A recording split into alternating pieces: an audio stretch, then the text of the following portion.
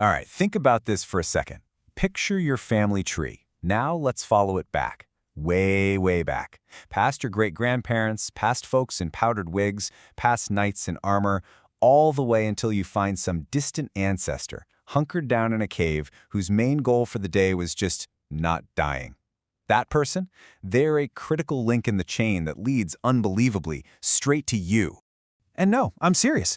Think about it. If any single one of the thousands of people in that chain got unlucky, tripped over the wrong rock, ran into something with giant teeth, or just never had kids, poof, you're gone. You wouldn't be here. Your life is basically a historical accident.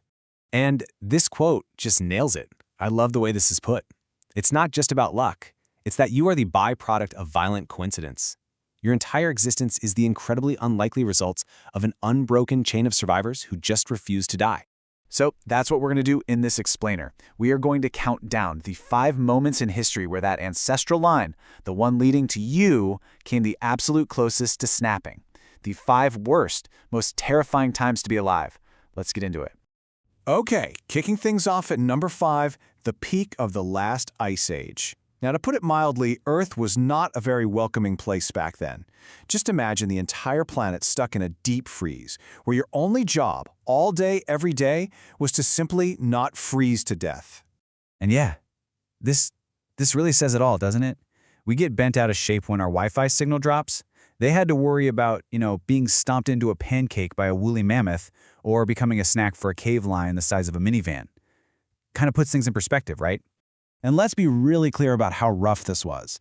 We're talking about ice sheets 2 miles thick just covering entire continents.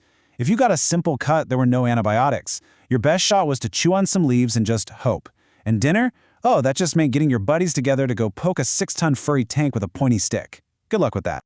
On to number 4. And this one's kind of weird, because you'd think inventing agriculture would have made life a breeze. Stop chasing your food and just grow it instead. Sounds like a total game changer, right? Well, about that. And this is pretty much how it went down. The logic seems perfect, doesn't it? But it's that last step, step 4, where everything took a really sharp and really painful turn. Humanity basically traded one hard life for a completely different, and in a lot of ways, much harder one. So here's the crazy part. Settling down was a catastrophe for our health. For the first time ever, you had lots of people living right on top of each other, a perfect breeding ground for diseases to just rip through a population. Our diets actually got worse, our teeth literally rotted out of our heads. And if a single drought or flood wiped out your one crop, that's it, the whole village starved. And we know this because it's written in their bones. Skeletons from this time just scream malnutrition and anemia. All right, now we are getting to the really heavy hitters, slots number 3 and number 2.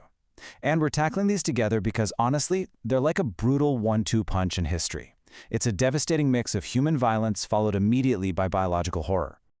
So, punch number 1, the Mongol invasions. We're in the 13th century now. If you saw a cloud of dust on the horizon, it was already too late. Led by Genghis Khan, the Mongols built the largest land empire in history through sheer, unimaginable brutality, literally wiping entire cities off the face of the earth. Just look at that number, 10%. Let that sink in for a second. An entire 10th of every person on the planet at the time wiped out. It's a scale of destruction that's almost impossible to comprehend, all done by armies on horseback. The world had never seen anything like it. And just when humanity was trying to recover from that, punch number 2 arrived. In 1347, fleas on rats brought the bubonic plague to Europe, and it spread with terrifying speed. Nobody had any idea about germs or how diseases worked. Survival was a complete lottery. So you thought 10% was shocking? This is apocalyptic. Up to 60% of Europe's entire population gone. Entire villages were just left empty. The whole social order collapsed. It was a biological wildfire that completely reshaped the continent.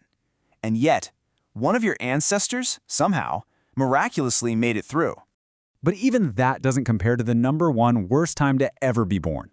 For this, we have to go back much, much further in time, to an event so catastrophic it nearly hit the delete button on our entire species, a time when humanity was almost completely erased.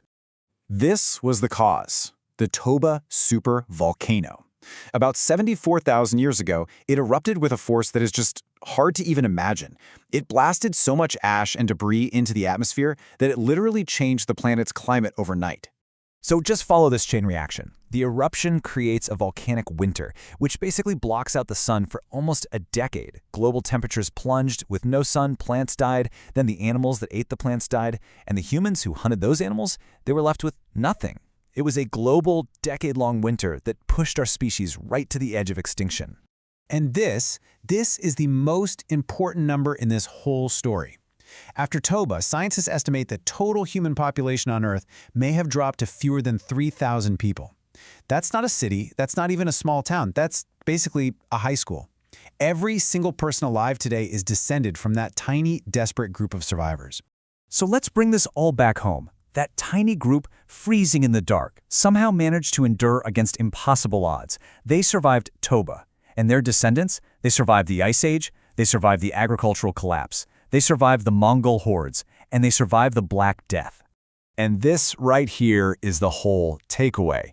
Your life isn't just some random thing. It is the end result of an unbroken 74,000-year-long chain of pure survival against all odds. You carry the legacy of their incredible resilience.